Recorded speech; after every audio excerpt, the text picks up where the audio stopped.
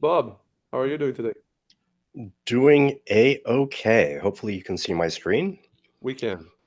Great. So I want to talk about two things. One is checking my bias, and the other is thinking more in metaphors. So um, just for a little bit of background, I've been trying to figure out how do I reach more people to think, to teach them about the secure by design movement. And one of the things I thought is like, let's not write more white papers. Let's do something completely different. So let's break these things into playing cards. And so here is a image of some of the current drafts. And what I wanted to do is figure out um, what is wrong with this. And so I think it's great.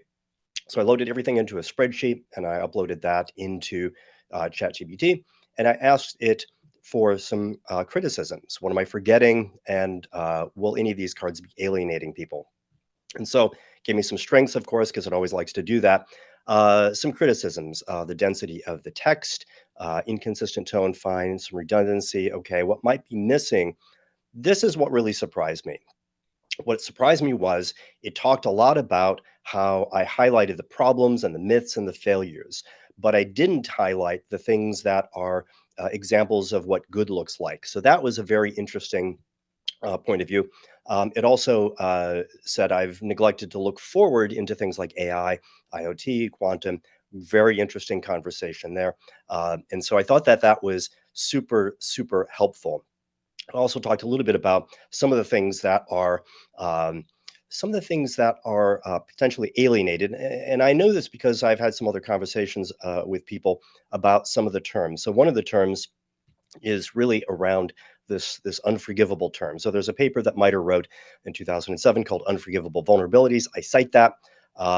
And so basically, I wanted some advice on how to think about that. What we ultimately came up with is the idea of an insert for the playing cards that would allow me to go into more detail so that because the text is already very dense, it's going to be very difficult for me to add more text to make the point. So maybe an insert would be the right way to do things. So again, checking my bias, figuring out what's wrong with what I'm doing is something that I do. And sort of in the same spirit, when I ask people what would change your mind, I try to ask myself the same thing.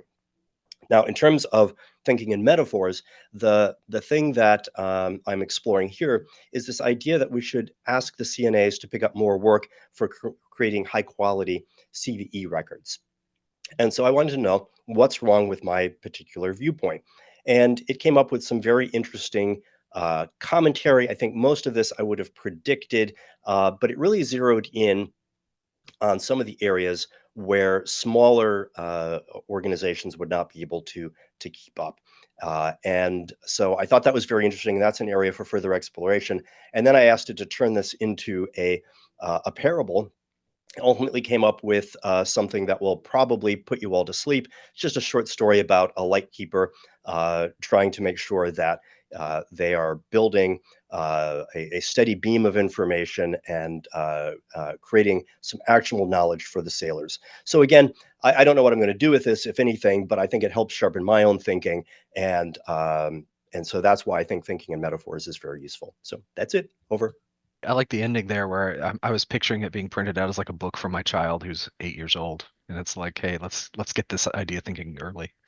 Yeah, I mean, sometimes we already know the path forward. We have these metaphors in our heads, and finding a way to map from the world of software security, cybersecurity into something that we already know can help us orient ourselves a little bit more so that we're not constantly trying to reinvent the wheel. So again, I don't know what I'm going to be able to do with this, but sometimes you'll find some of these metaphors leaking into some of my writing. So stay tuned. It's awesome. Well, the other thing I was thinking is have it design a short storyboard for like a meeting you don't particularly want to attend. You're like, here's my presentation. Let's make it something actually interesting instead of PowerPoint slide number 58. I should be So hiring you to help me with that's this it, stuff. man. No, Follow the hero just through his journey to make sure that we have OCE compliance.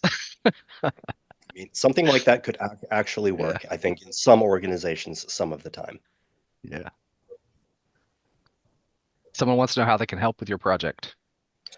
Yeah, reach out to me. I think that there are, regarding the cards, I just did the first draft. I don't know if you can actually see this, but I've actually gotten some of these things professionally printed. How do we break this into 55 cards that tell enough of the story to get people engaged? Is it a TTX? Is it something you do in groups or by yourself? Lots to explore. Please reach out to me. I would love to collaborate with anybody who has good ideas on how to take something out of the world of white papers and turn it into something a little bit more engaging. Thank you very much, Bob. Very cool. And Ryan is mentioning in your seatbelt metaphor, it's still being used all over the place. We appreciate your time today.